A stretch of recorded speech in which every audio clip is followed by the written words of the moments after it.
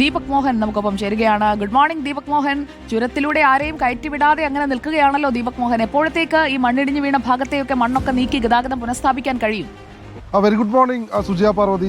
താമരശ്ശേരി ചുരത്തിലാണ് രാവിലെ 7:30 ഈ ഭാഗത്തെ, അതായത് നമുക്ക് ദൃശ്യങ്ങളിൽ കാണാം, ഇന്നലെ രാത്രി 7 മണിയോടുകൂടി ഈ ലക്കിടി ചുരം വ്യൂ പോയിന്റിന് സമീപം മണ്ണിടിച്ചിൽ നടന്നതാണ്. നമുക്ക് ദൃശ്യങ്ങളിൽ കാണാം, വലിയ പാറകളും മരങ്ങളും ഒക്കെ വന്ന് അടിഞ്ഞു കൂടിയിട്ടുണ്ട്. ഇത് 7:30 ഇന്നലെ സംഭവിച്ചതിന് ശേഷം പിന്നീട് ദ്രുതഗതിയിൽ തന്നെയായിരുന്നു സന്നദ്ധ പ്രവർത്തകരും പോലീസും ഫയർഫോഴ്സും ഒക്കെ എത്തി ഈ രക്ഷാപ്രവർത്തനം നടത്തിയത്. റോഡിലുള്ള പാറകളും ഒപ്പം മണ്ണുമെല്ലാം ഒരു ഭാഗം മാറ്റി ചുരത്തിൽ കുടുങ്ങിക്കിടന്നിരുന്ന വാഹനങ്ങളൊക്കെ ഇന്നലെ ഇവിടെ നിന്ന് ഒഴിവാക്കി ഗതാഗതം താൽക്കാലികമായി പുനഃസ്ഥാപിച്ചു. പക്ഷേ ഗതാഗത നിരോധനമുണ്ട്. ഒരു 10 മണിയോടുകൂടിയൊക്കെ വിദഗ്ധ സമിതി ഇവിടെ എത്തി കൃത്യമായി പരിശോധിച്ചതിന് ശേഷം മാത്രമായിരിക്കും ഗതാഗതം പൂർണ്ണമായി പുനഃസ്ഥാപിക്കുന്നതിനെ പറ്റി കൂടുതൽ കാര്യങ്ങൾ ഉണ്ടാവുക.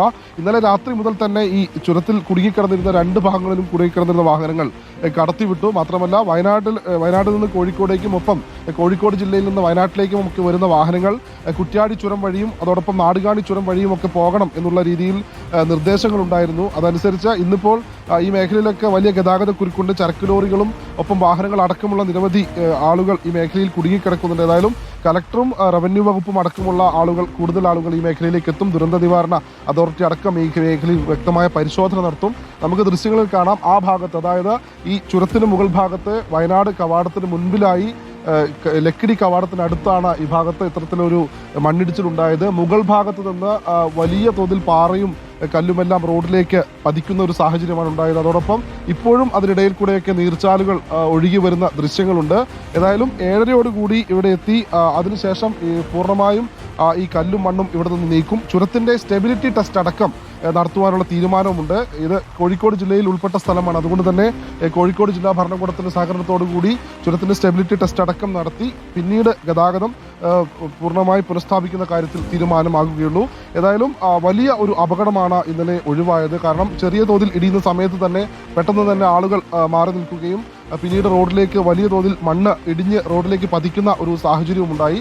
മാത്രമല്ല സന്നദ്ധ പ്രവർത്തകരടക്കം എത്രയും വേഗത്തിൽ ദ്രുതഗതിയിൽ തന്നെ ഈ രക്ഷാപ്രവർത്തനം നടത്തിയതും ഗതാഗതം എളുപ്പത്തിൽ പുനഃസ്ഥാപിക്കാൻ കാരണമായി. ഏതായാലും ജില്ലയിൽ ഇന്നിപ്പോൾ മഴയുണ്ട്. ഇവിടെ നമുക്ക് കാണാം, ചെറിയ മഴ പെയ്യുന്നൊരു സാഹചര്യമുണ്ട്. അതുകൊണ്ട് തന്നെ എത്രയും വേഗത്തിൽ തന്നെ ഇവിടെ നിന്ന് ഈ കല്ലും റോഡിൽ പതിച്ച മണ്ണും അടക്കം ഇവിടെ നിന്ന് നീക്കം ചെയ്യാനുള്ള നടപടികൾ ആരംഭിച്ചു കഴിഞ്ഞു. നമുക്ക് ദൃശ്യങ്ങളിൽ കാണാം, ഹിറ്റാച്ചി അടക്കമുള്ള വാഹനങ്ങൾ എത്തിയിട്ടുണ്ട്. ഇന്നലെ 2 JCBകൾ 2 ഭാഗത്തുമായി നിർത്തിയാണ് ഈ രക്ഷാപ്രവർത്തനം നടത്തിയത്. ഇന്ന് 7:30 തന്നെ ജില്ലാ കളക്ടർ അടക്കമുള്ള ആളുകൾ ഈ മേഖലയിൽ എത്തിയതിനു ശേഷം ഇവിടെ നിന്ന് ഈ കല്ലും മണ്ണും മാറ്റാനുള്ള നടപടികൾ ആരംഭിക്കും. സുജിയ. ഓക്കെ ദീപക് മോഹൻ, ഒരു കാര്യം കൂടി, ഇപ്പോൾ ചുരം വഴി പ്രത്യേകിച്ചും സ്കൂളൊക്കെ അടയ്ക്കാറായി, ചുരം വഴിയൊക്കെ വയനാട്ടിലേക്കൊക്കെ ധാരാളം ആളുകൾ വരുന്നുണ്ടാവും, അതുപോലെ തന്നെ മറ്റിടങ്ങളിലേക്ക് പോകുന്നവരുണ്ടാകും. ഇന്നത്തെ ഒരു യാത്ര എങ്ങനെയാണ് അങ്ങനെ ക്രമീകരിക്കേണ്ടത്? ഇന്ന് താമരശ്ശേരി ചുരം വഴി കയറാൻ പറ്റില്ലല്ലോ, അപ്പോൾ യാത്ര എങ്ങനെയാണ് പുനഃക്രമീകരിക്കേണ്ടത്? സുജിയ, ഏകദേശം ഒരു 11 മണി വരെ വയനാട് ചുരത്തിലൂടെയുള്ള യാത്ര താൽക്കാലികമായി നിർത്തിവെച്ചിരിക്കുകയാണ്. കാരണം ഈ ചുരത്തിന്റെ ബലവുമായി ബന്ധപ്പെട്ടൊക്കെ ബലക്ഷയവുമായോ അല്ലെങ്കിൽ സ്റ്റെബിലിറ്റി ടെസ്റ്റൊക്കെ നടത്തിയതിനു ശേഷം മാത്രമേ പൂർണ്ണമായും ഗതാഗതം പുനഃസ്ഥാപിക്കുന്നതിനെ പറ്റി കൃത്യമായൊരു നിർദ്ദേശം അധികൃതരുടെ ഭാഗത്തു നിന്ന് വരികയുള്ളൂ. വയനാട് ഭാഗത്തേക്ക് വരുന്ന ആളുകൾ, പ്രധാനമായും കോഴിക്കോട് ജില്ലയിൽ നിന്ന് വരുന്ന ആളുകൾ കുറ്റ്യാടി ചുരം വഴിയോ അല്ലെങ്കിൽ നാടുകാണി നിലമ്പൂർ ചുരം വഴിയോ പക്രംകുളം ചുരം വഴിയോ വയനാട്ടിലേക്ക് പോകുക. അതുപോലെ തന്നെ വയനാട് ജില്ലയിൽ നിന്ന് കോഴിക്കോട് ജില്ലയിലേക്ക് പോകുന്ന ആളുകൾ കുറ്റ്യാടി ചുരത്തിനെയും ഈ നാടുകാണി ചുരത്തിലൂടെയും ഒക്കെ കോഴിക്കോട് ഭാഗത്തേക്ക് പോകുക. വയനാട് താമരശ്ശേരി ചുരം വഴിയുള്ള ഗതാഗതം പൂർണ്ണമായി ഒഴിവാക്കുക. പക്ഷേ ഇന്നലെ രാത്രി മുതൽ ഇവിടെ കുടുങ്ങിക്കിടക്കുന്ന വാഹനങ്ങളെ ചിലപ്പോൾ ഈ കളക്ടർ അടക്കമുള്ള ആളുകൾ എത്തിയതിനു ശേഷം ഇവിടെ നിന്ന് കടത്തിവിടാൻ സാധ്യതയുണ്ട്. കാരണം ചരക്ക് ലോറികൾ അടക്കമുള്ള നിരവധി വാഹനങ്ങൾ ഇവിടെ കുടുങ്ങിക്കിടക്കുന്നുണ്ട്.